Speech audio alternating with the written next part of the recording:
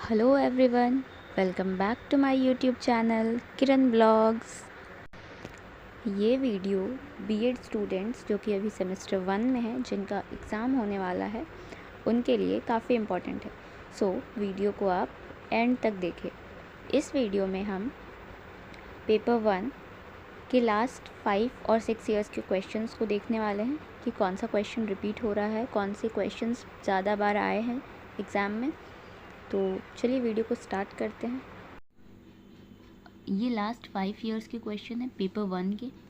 ये सारे short questions हैं, इसके बाद फिर लॉन्ग क्वेश्चन भी है। इसके बाद ये मैंने अपने टाइम पे कलेक्ट किया था। लास्ट ईयर्स क्वेश्चन देखने से क्या होता है कि रिपीटेड क्वेश्चन कौन से होते हैं वो हमें पता चल जाता है, क्योंकि सिलेबस तो बहुत ज़्यादा रहता है और सारे को कंप्लीट करना एक साथ पॉसिबल नहीं होता है। तो प्रीवियस ईयर देखने से क्या होता है कि जो रिपीटेड क्वेश्चन होते हैं, हम उन सारे को भी अगर तैयार कर लेते हैं तो हम आराम से अच्छे मार्क्स स्कोर कर सकते हैं। तो ये 2020 और ये 2019 इसी तरह से और भी ईयर्स के हैं। ये शॉर्ट क्वेश्चन हैं जो भी एग्ज़ाम में आए थे, ठीक है। देन फिर ये भी शॉर्ट क्वेश्चन है 2017 के। उसके बाद फिर ये 2018 के शॉर्ट क्वेश्चन हैं और ये 2022, मतलब टोटल 5 ईयर्स का शॉर्ट क्वेश्चन मैंने लिखा था। और इसमें जो भी रिपीटेड थे उसको मैंने एक जगह कलेक्ट कर लिया था और उन सारे का आंसर प्रिपेयर कर लिया, जो कि एग्ज़ाम में काफ़ी हेल्पफुल हुआ था। इसके बाद फिर यहाँ पे 2021 भी है, ये भी मैंने लिखा है। मतलब 2022, 21, 20, 19, 18 और 17, यहाँ से हमारा लॉन्ग क्वेश्चन स्टार्ट है, ठीक है। ये 2017 के लॉन्ग क्वेश्चंस जो आए थे। क्वेश्चंस तो बहुत सारे रहते हैं, जिसमें से हमें 4 अटैम्प्ट करना होता है। तो 2017 की ये क्वेश्चन है, देन ये 18, ये 2019, ये 2020, 21, 22। मैंने शॉर्ट और लॉन्ग देखने के बाद, मतलब उसे लिख लिया एक जगह पे, और लिखने के बाद फिर उसमें जो रिपीटेड क्वेश्चन थे उसको एक जगह कलेक्ट किया। जैसे कि what is the role of parents and teachers in physical and moral development of child.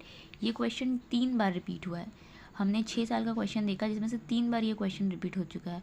उसके बाद what do you understand by heredity, right about inter relationship between heredity and environment. ये क्वेश्चन भी repeat हुआ है बहुत बार। फिर heredity और environment बच्चे के डेवलपमेंट में क्या रोल प्ले करता है, उसका क्या पार्ट होता है, ये भी क्वेश्चन आ चुका है। फिर सोशलाइजेशन भी आया है। देन है आपका एडोलसेंस का मेन प्रॉब्लम कैसे होता है और एक टीचर कैसे सॉल्व कर सकता है, क्योंकि आप एक बीएड स्टूडेंट हो और आप फ्यूचर में टीचर बनने वाले हो। तो आपका जो भी क्वेश्चन होगा और उसका जो भी आंसर होगा वो एक टीचर के अकॉर्डिंग होना चाहिए। मीन्स आप एक टीचर हो और आप बच्चों के लिए कैसा सोचते हो वैसा आपको आंसर करना होगा। What do you mean by adolescence, और फिर उसके कैरेक्टरिस्टिक को लिखना है। फिर है मेंटल डेवलपमेंट जो एडोलसेंस पीरियड में होता है, उसका कैरेक्टरिस्टिक लिखना है।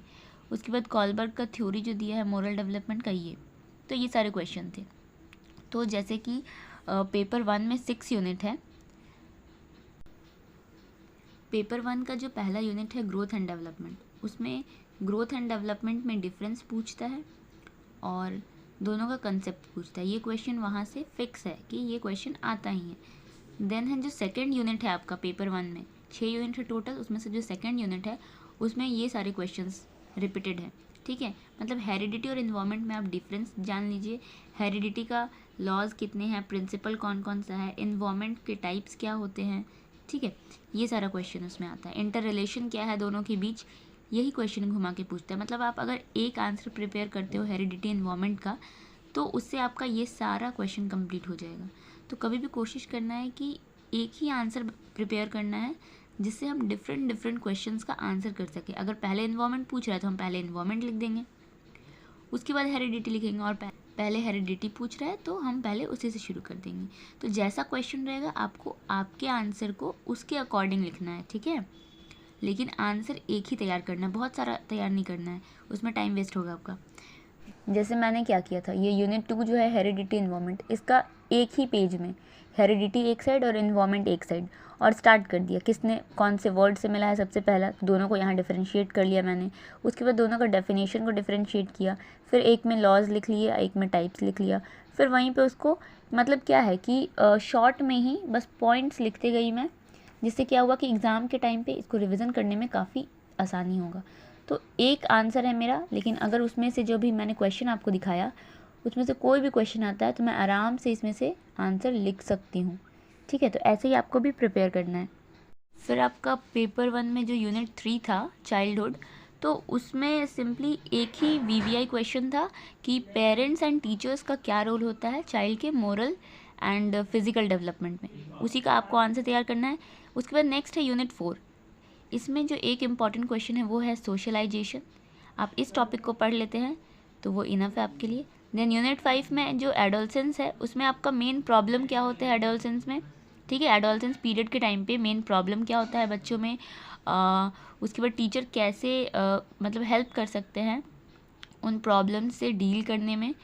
ठीक है, ये सारे क्वेश्चंस हैं, मतलब सिंपल, मतलब इंपॉर्टेंट यही है प्रॉब्लम्स। अगर आपको एडोलसेंस में क्या क्या प्रॉब्लम आते हैं बच्चों को, क्या क्या चेंजेस होते हैं, ये अगर आप एक आंसर प्रिपेयर कर लोगे तो ये सारा आंसर हो जाएगा।